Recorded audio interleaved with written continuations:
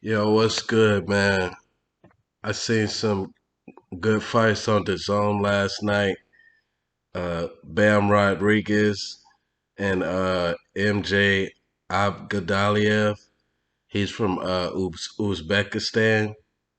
And I think these two right here, these two are some elite fighters right here, right? Right? Because Bam Rodriguez, I found out about Bam Rodriguez a few years ago on ES News, Ellie Seckback. They was like saying like future champion and all this. Like I didn't really pay attention to him until he got the title fight, the fight before this one, and I won some money off of his title fight. So I always like watched him and yeah, man, this dude, he's the real deal. Like he's a boxer puncher. Like he does a little bit of everything. And the thing I like about him the best is his punch placement. It seems like he touched Rumvasai everywhere at will. You feel me? I know Rumvasai, his game plan was to apply that pressure, but Bam Rodriguez, he handled it real well, man. I think he's Mikey Garcia's little brother or somebody like that.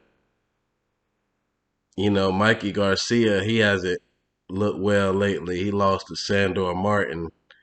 But yeah, it seems like see, people like Mikey, they gonna have the bag regardless. It's like he did his thing already. He got big money fights with Errol Spence, and I remember on his comeback fight, that Vargas dude. They say he got paid real good for that fight. So he's had his time, and he was a pound for pound fighter before too. You know, so Mikey, it seems like he's had it all. So his motivation was going down the hill, as of recently, because going to the Sandor Martin fight, he looked a little fat.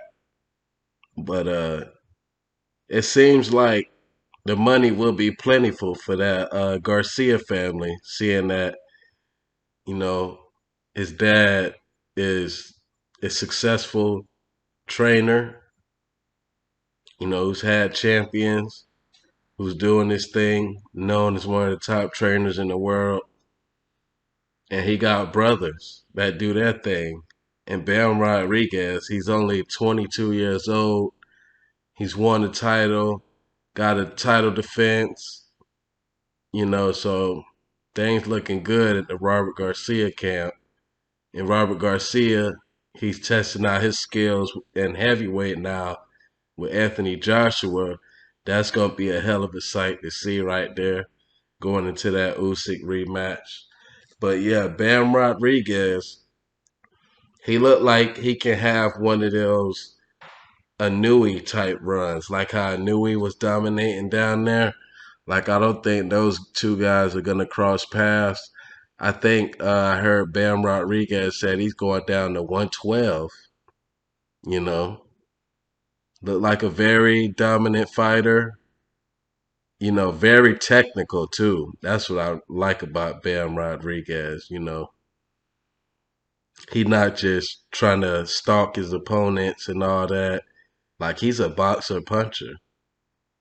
You feel me? And Bam Rodriguez, he got a very bright future ahead of him. Very, very bright future. And looking at this 122-pound champion, the only other champion besides Stephen Fulton, MJ. Wow, I mean, I watched him fight the first time, and I was very, very impressed with what I seen with that dude. I always just felt like Fulton was just for the walk the undisputed and everything was finna be all good, but he's got a test in front of him when it comes to this MJ dude. He's got a test when it comes to this MJ dude. I thought that when I was first hearing about him, I just thought he was just this aggressive ass fighter, come forward, knock your ass out type of fighter. You feel me? And some of his highlights I first seen it that was what he was doing, but this dude, he got an all around skill set, man. Like if you look at his jab, like his jab is like a brick. Like in the first round, that his first jab he landed, man, it sounded off. You feel me? It sounded like a hook. You feel me? He got power in both hands. You feel me? He can box. He can bang. Like he's good with the range. Like he got the left hand. He even dealt with adversity in the fight. He broke his left hand. Had the box with the right hand. Like the right hook he was throwing was so sharp and so precise. Like he was beating Rio's ass with just one hand for like 3 or 4 rounds. Then in the 12th round, he brought out the left hand to get that stoppage. He threw like 6 left hands, you know, caught the man off guard because you know that he thought that it was broken, and he got the job done. TKO ref stoppage. But that dude, that was a mandatory that he had fought Rios. But that MJ dude, man, I like what I see of that dude, man. He is the goods. He's one of those dudes that got fast track in his career. He's already a unified champ with like 11 fights. You know, at 122, he fought Miguel Roman, who Stephen Fulton just beat. Roman, he was, you know, Roman, he had a little success. That's the only thing about MJ. He gets touched in that body, you know. That's where Miguel Roman had his success. But Rios, you know, he ain't have a lot of success. He boxed real well in this last fight. You feel Rios, he was game. He was coming forward. He was touching him with the right hand a little bit, but it is what it is. It was like a 12 rounder. He ended him in the 12th round. But yeah, MJ versus Fulton for undisputed. That's one of the best fights in boxing to be made. And the winner of that gets a newie coming up after he wins his undisputed. Whew. That's one of the top fights in boxing. That's like Bivol and Better Beef.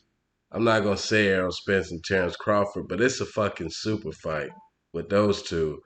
And it is not a foregone conclusion that Stephen Fulton beats MJ. You know, Fulton might have to get in his bag a little bit for that guy. But I like what I see under 135. I always used to talk shit and say that I don't watch under 135 when Haney and all Tiafimo and everybody was there. But you got to watch boxing, man. There's a lot of great boxing going on, man. Bam Rodriguez and MJ, they showed up and they showed out last night. And I had to get them they just do.